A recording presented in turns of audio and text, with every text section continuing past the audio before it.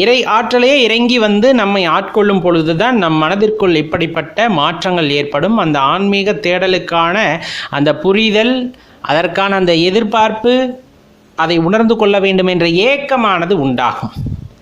அப்படி நமக்குள் ஒரு மாற்றம் ஏற்படுவதன் காரணமாக நாம் ஆன்மீக தேடலில் செல்லும் பொழுது கண்டிப்பாக பின்வாங்க மாட்டோம். மாறாக பிறர் சொல்வதன் காரணமாகவோ பிறர் செய்வதை பார்த்ததால் உந்தப்பட்டோ நாம் அந்த ஆன்மீக தேடலில் சென்றிருந்தால் ஒரு சில காலகட்டங்களில் நம்மால் எதுவும் செய்ய முடியவில்லையே என்ற ஒரு சில ஏக்கங்கள் நம்மை பின்னோக்கி இழுத்து வந்துவிடும்.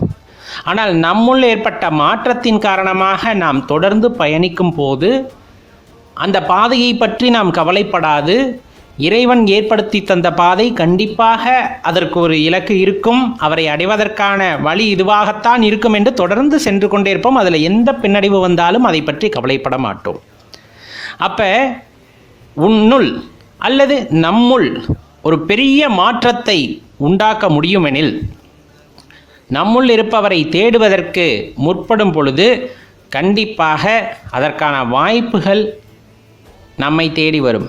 அந்த வாய்ப்புகளை இறைவன் ஏற்படுத்தி கொடுக்கின்றார் அப்படிங்கிறதுல எந்த ஒரு மாற்று சிந்தனையுமே கொள்ள தேவையில்லை. ஏற்பட வேண்டிய மாற்றம் புற சூழ்நிலையில் அல்ல.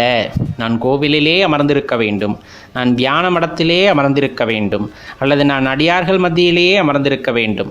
இது எல்லாம் பலித்தமாகும், இது எல்லாம் பலனளிக்கும். ஆனால் உன் மனம் அசையாமல் இருக்கும் பொழுது, அதாவது அந்த ஆன்மீக தேடலுக்கு இசைந்து கொடுக்காமல் இருக்கிற வரையில் நீங்கள் எங்கிருந்தாலும் அதற்கு பலனில்லை. உன்னுள் அந்த மாற்றமானது ஏற்படும் பொழுது நீங்கள் கோவிலில் இருக்க வேண்டாம், அடியார்கள் மத்தியில் இருக்க வேண்டாம், இன்னும் அந்த புற சூழ்நிலைகள் ரொம்ப கட்டுப்பட்டு இருக்கின்ற இடங்களில் கூட இருக்க வேண்டும் என்று அவசியமில்லை. நம்முள் அந்த பெரிய மாற்றமானது நிகழ்ந்து விட்ட பிறகு நீங்கள் எங்கிருந்தாலும் அந்த இறை தேடல் அப்படிங்கிற அந்த ஒரு விஷயமானது உங்களுக்குள் ஊற்றெடுக்கும். அப்போ நீங்கள் செல்கின்ற பாதையானது மிகவும் தெளிவானதாகும், அந்த இறைவனின் கருணையால் அப்படிங்கிறத தெரிந்து கொள்ளுங்கள். இறைவனை பற்றி புகழ்ந்து பாட வேண்டும், இறைவனை பற்றி புகழ்ந்து பேச வேண்டும் என்றெல்லாம் கூறும் பொழுது அதற்கான வார்த்தைகள் கூட கிடைப்பதில்லை.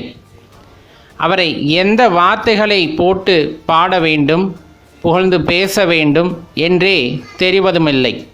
ஏனால் அதற்கும் அப்பாற்பட்டவர் எம்பெருமான் ஈசன் அப்படிங்கிறது எல்லாத்துக்குமே தெரிந்த விஷயம். ஏன் அப்படி சொல்கிறோம் அப்படின்னா, அவரை நீங்கள் எந்த இடத்துலையுமே ஒப்புமை செய்ய இயலாது, யாருடனும் ஒப்புமை செய்ய இயலாது.